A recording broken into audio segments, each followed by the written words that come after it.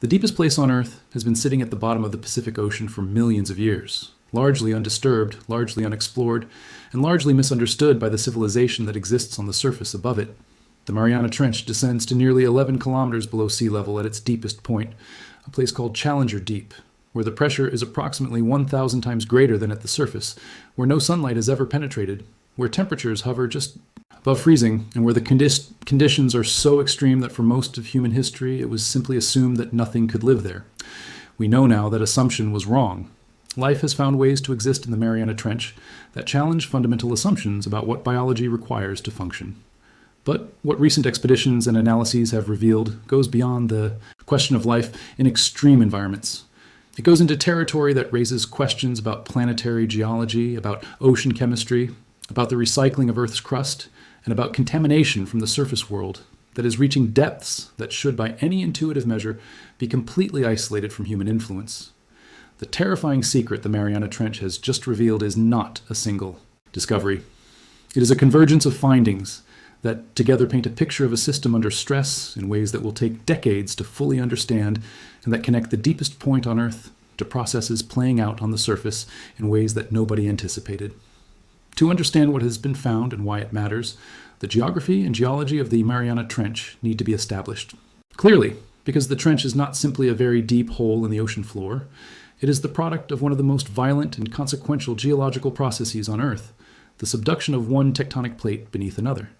The Mariana Trench exists where the Pacific Plate dives beneath the Mariana Plate, a process that has been ongoing for tens of millions of years, and that involves the ancient oceanic crust of the Pacific being pulled down into the Earth's mantle at the western edge of the Pacific Ocean. The trench itself is the surface expression of this collision, the deep furrow carved where one plate bends downward and begins its descent. The Mariana Arc, the chain of volcanic islands, including Guam, that sits to the west of the trench, is the surface expression of what happens to the material being subducted. Some of it melts as it descends into the hotter mantle, and that magma rises to form the volcanoes and islands of the arc. The trench is therefore not a geological dead zone. It is an extraordinarily active geological feature where the largest scale planetary recycling processes on Earth are happening continuously. What goes into the trench at the surface eventually gets incorporated into the mantle, transformed by heat and pressure, and potentially erupted back out through volcanic activity millions of years later. Understanding what is going into the trench right now is therefore not only a question about the current state of the deep ocean, it is a question about what is being fed into the planet's interior. Recent research using seismic imaging and hydroacoustic monitoring has produced the most detailed picture yet of what is happening to the material being subducted at the Mariana Trench. And what that picture shows is that the amount of water being carried into the Earth's interior through the subduction process is dramatically larger than previous estimates had suggested. Water does not simply exist as liquid in the ocean above the trench. It becomes chemically bound into the minerals of the oceanic crust and the sediments on top of it, and when those materials are subducted and descend into the mantle, they carry that water with them. Previous models of the global water cycle included subduction as one of the pathways by which water enters the deep Earth. But the amount incorporated into those models was based on less complete understanding of how deeply water penetrates into the oceanic crust before subduction, and how much of it survives the journey into the mantle rather than being released back into the ocean through volcanic activity. The new seismic data from the Mariana subduction zone suggests that the amount of water being carried into the Earth's interior is 3 to 4 times larger than had been incorporated into global water cycle models.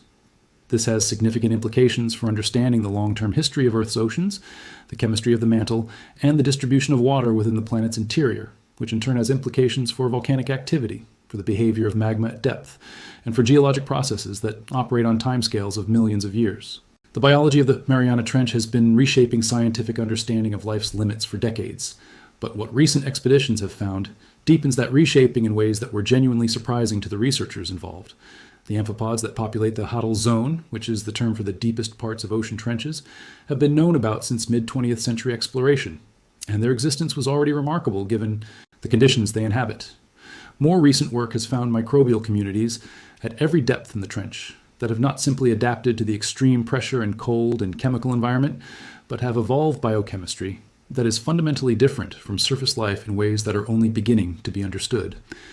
Enzymes recovered from microorganisms living at the bottom of the Mariana Trench function. normally at pressures that would destroy the equivalent enzymes from any organism living at the surface or at shallow depth. The adaptations are not merely about surviving the pressure. They represent evolutionary solutions to the problem of maintaining molecular flexibility and function under conditions where the physics of molecular interaction changes in fundamental ways. Researchers studying these enzymes have begun exploring their potential applications in biotechnology and medicine. Because an enzyme that maintains function and stability under extreme conditions has obvious potential uses in industrial processes and pharmaceutical development. The trench is effectively a natural laboratory for evolutionary biology that is producing biochemical innovations that Earth's surface environments never generated. But the discovery that has generated the most alarm among the scientists who spend their careers studying these systems is not about the water being subducted or the biochemistry of Hadal microbes. It is about what the most recent expeditions found when they looked at the sediment and the biology of the trench's deepest zones from the perspective of contamination rather than from the perspective of geological or biological discovery. The findings are stark and deeply uncomfortable. Persistent organic pollutants, specifically polychlorinated biphenyls and polybrominated diphenyl ethers, which are industrial chemicals that were banned in most of the world decades ago because of their toxicity and environmental persistence, have been found in the tissue of amphipods living at the bottom of the Mariana Trench. The concentrations detected in some samples exceeded the concentrations found in amphipods living in the Suruga Bay in Japan, which is one of the most heavily industrially contaminated bodies of water in the world. Let that comparison sit for a moment. The deepest, most remote, most physically isolated point on Earth, a place where no human has ever lived, where no industrial activity has ever occurred, where the pressure and the darkness and the distance from the surface create conditions that should represent the ultimate barrier to surface contamination, is more polluted in measurable chemical terms than a bay in an industrialized country that has been directly receiving industrial discharge for generations. The pathway by which these chemicals reach the bottom of the Mariana Trench is not mysterious once you understand how persistent organic pollutants behave in the ocean.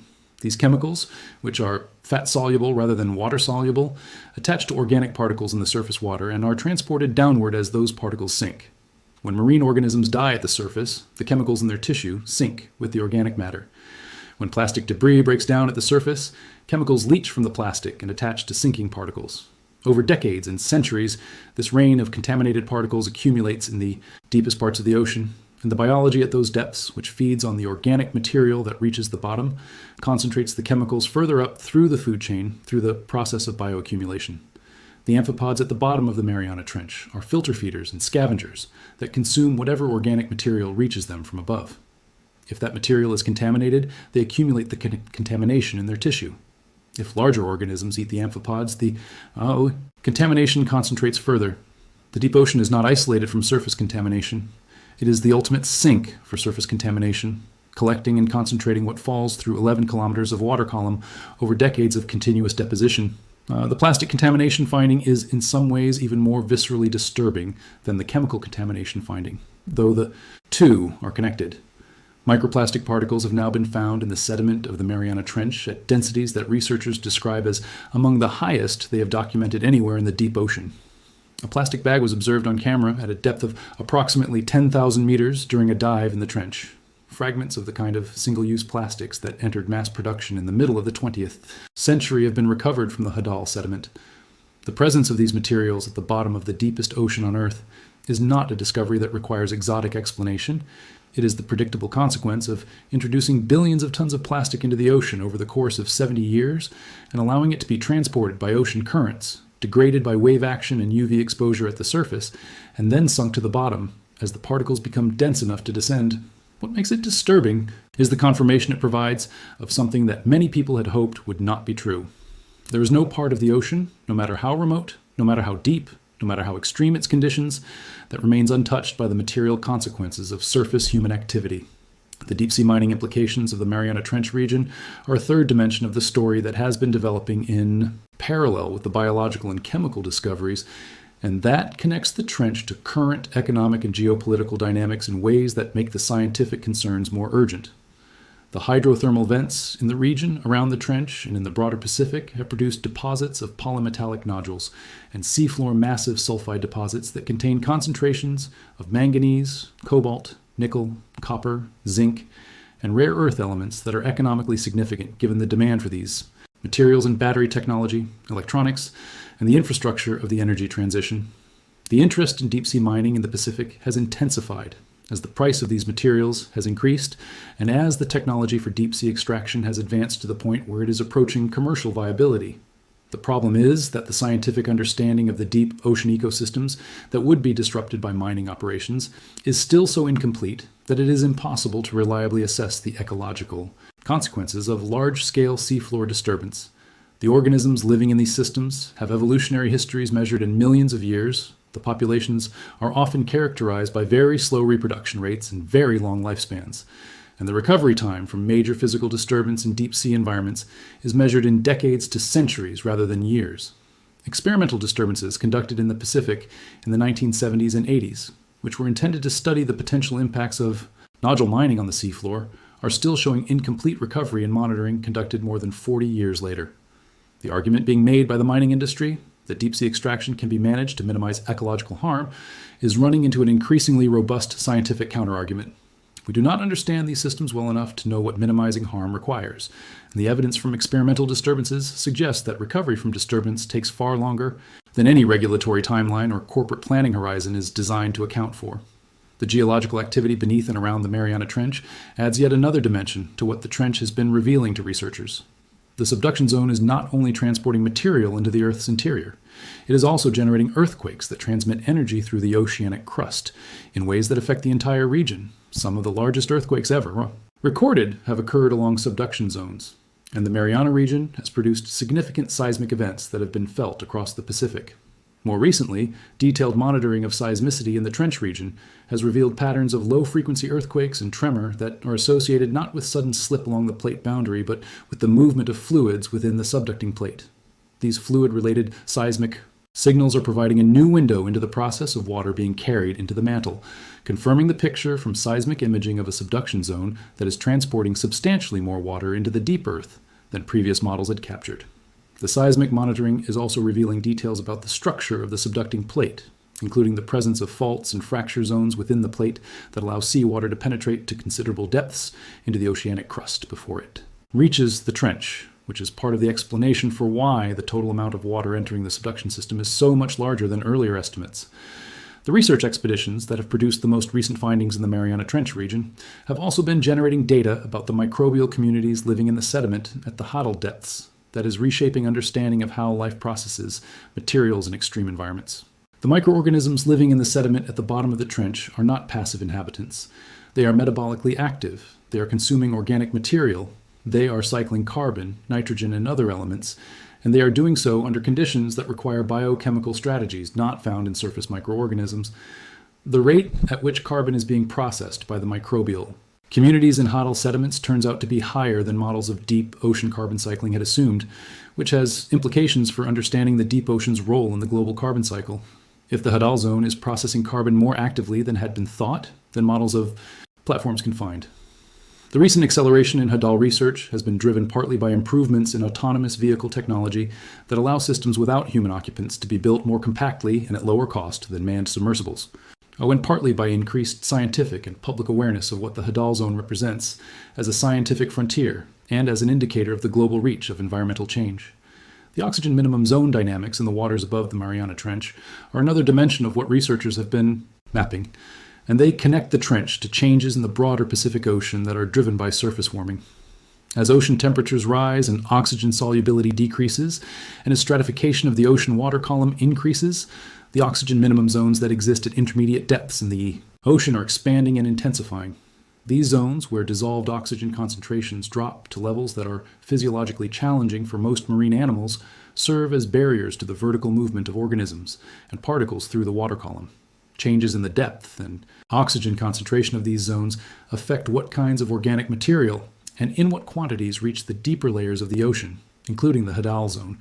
The connection runs in both directions. What happens in the surface ocean affects what reaches the deep ocean, and changes in Dayerwer's EP ocean conditions feed back into ocean chemistry and biology in ways that propagate upward. The Mariana Trench does not exist in isolation from the rest of the ocean system, and changes in the ocean system driven by surface warming are reaching into the trench through multiple pathways. The acoustic environment of the Mariana Trench is one of the less obvious areas of recent discovery that has generated genuine surprise. Sound travels differently at the extreme pressures of the Hadal zone, and the trench acts as a natural acoustic funnel that concentrates sounds from vast distances. Acoustic monitoring equipment deployed in and around the trench has picked up sound. Hesse from earthquakes thousands of kilometers away, from distant shipping lanes, and from biological sources including whale calls. The discovery that whale vocalizations propagate into the deep trench has added a dimension to the understanding of how marine mammal communication is transmitted through the global ocean. More concerning is the documentation of anthropogenic noise, the constant hum of commercial shipping, the pulses of sonar systems, the low-frequency rumble of industrial activity reaching the Hadal zone. The organisms that have evolved in the Mariana Trench evolved in one of the quietest acoustic environments on Earth, where the only sounds were geological, biological, and hydrological in origin. The introduction of sustained anthropogenic noise into that environment represents a change whose biological consequences for Hadal organisms are entirely unstudied. Understanding the Mariana Trench also means understanding what it represents in the context of Earth's planetary history. The process of subduction that created the trench is one of the mechanisms that has maintained the habitability of Earth's surface over billions of years by recycling carbon, water, and other volatile compounds between the surface and the interior. Without subduction, the carbon dioxide that volcanoes release into the atmosphere would not be efficiently returned to the mantle over geological timescales, and the greenhouse warming from accumulated volcanic carbon dioxide would eventually render the surface uninhabitable. The deep ocean trenches are therefore not simply geological curiosities. They are part of the planetary life support system that has kept Earth within the range of conditions compatible with life for 4 billion years. When researchers find that the amount of water and other materials entering the subduction system at the Mariana Trench is substantially larger than previously thought, they are revising the understanding of how that planetary life support system functions and what its capacity is. Those revisions will take years to propagate through the models of Earth system science, but they will eventually change how scientists understand the long-term stability of Earth's climate and the geological conditions that make complex life possible. The convergence of all these findings, the unexpected water transport into the mantle, the contamination of the deepest ocean by surface pollutants, the revelations about Hadal biology and its biochemical innovations, the connection of the trench to global carbon cycling, the acoustic penetration of anthropogenic noise to Hadal depths, the potential ecological disruption from deep-sea mining, creates a picture of the Mariana Trench as something far more significant than a geographical superlative. It is a window into planetary processes that operate on timescales and at scales that dwarf anything in human experience. It is an indicator of the global reach of human environmental impact that extends to depths and distances that should, by any intuitive measure, be beyond our influence. And it is a repository of biological diversity and biochemical innovation that took millions of years to evolve, and that we are only beginning to understand at the same moment we are beginning to contaminate and potentially disrupt it. The terrifying secret is not any single thing the trench has revealed. It is the picture that all the things together form of a planet whose systems are more deeply interconnected, more comprehensively affected by human activity, and more consequentially impacted by choices made at the surface than the evidence available even a decade ago suggested. The bottom of the world is not isolated from what happens at the top of it. It never was. We are only now understanding what that means.